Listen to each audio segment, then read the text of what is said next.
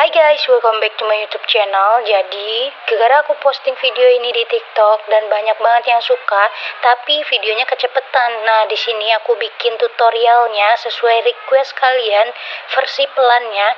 Sebelum nonton video ini, kalian wajib dulu subscribe dan aktifkan tombol loncengnya ya, dan jangan lupa like dan komen. So, enjoy this video.